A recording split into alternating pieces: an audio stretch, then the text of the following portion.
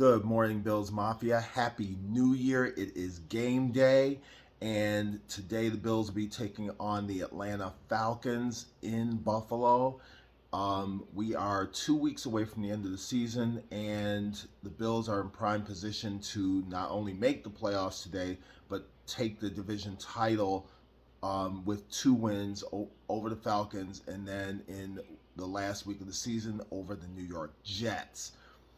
The game against the Atlanta Falcons today, it's going to be interesting because the Bills are coming off of two wins for the first time in a couple of months, two wins in a row for the first time in a couple of months.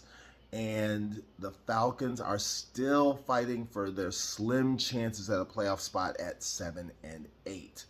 I don't expect anything less than a win today. There are a few people who are saying this could be a trap game, but the Bills know they haven't clinched anything yet. They know they're going to really have to win the last two games in order to take the division title and get a home game in the playoffs. And they're still they still have a chance for the number 2 seed. They do have a chance for the number 1 seed, but it would take a minor miracle in order for them to get it. It looks like Kansas City's got that pretty much on lock. Tennessee is the other team, so is the team in front of us for the number 2 seed. So we're probably going to have to root for the Miami Dolphins. Go figure. The Dolphins today are taking on the Tennessee Titans. As far as today's game is concerned, I don't see too much of a problem. I think they'll get the victory today. We're not looking at it. We're not looking at a big deal on the injury report.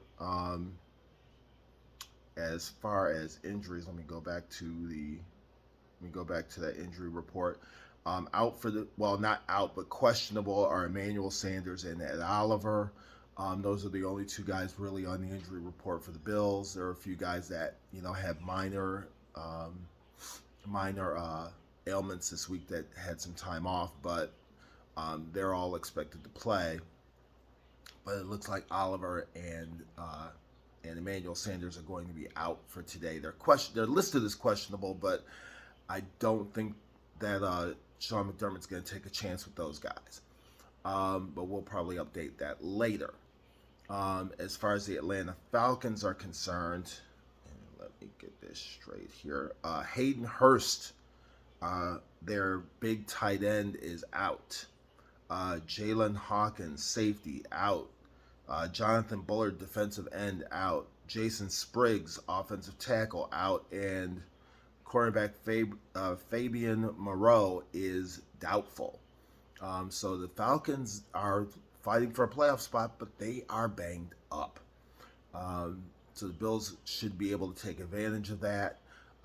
As far as the playoff scenarios are concerned, the Bills will clinch a playoff spot for the third year in a row, and fourth out of the last 5 years, with a win today and a Baltimore loss against the LA Rams, who are fighting for a playoff spot, and they're looking like they are hitting their stride. I predicted the Bills and the Rams in the Super Bowl. Let's keep that in mind. But as far as that game is concerned, it doesn't look like Lamar Jackson's going to play in that game, so they may be down to Tyler Huntley. The Ravens are just decimated with injuries. Right now, I don't expect them to make the playoffs. And so it looks like the Bills are going to clinch today. So it will be the last game against the Jets that will determine whether or not they win the division. As far as around the league, I'm looking at that Cincinnati-Kansas City game today, seeing how the Bengals do, because they're an interesting team. It looks like they're probably in line to win that division because Pittsburgh stinks, and Cleveland stinks, and Baltimore is like I said, just decimated with injuries. So they're in line to win that division. But Kansas City's on a roll. But we'll see if their winning streak was more of uh, whether or not they were playing good opponents or whether they are actually back, because that's going to be interesting. That being said, it's been a long week. It's been a long season. A couple of things I wanted to mention. Obviously, this week Betty White passed, so rest in peace, Betty White. But John Madden, uh, icon of the NFL, one of the great coaches, one of the great broadcasters and personalities of all time, passed. And Dan Reeves passed. So rest in peace to those guys. Dan Reeves, in case some of you don't know, was one of the great coaches to never win a Super Bowl, right up there with Marv Levy and Bud Grant.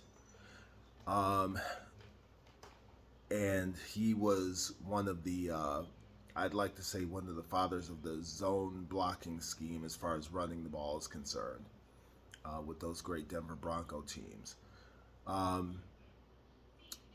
I would also like to say Happy New Year to everybody.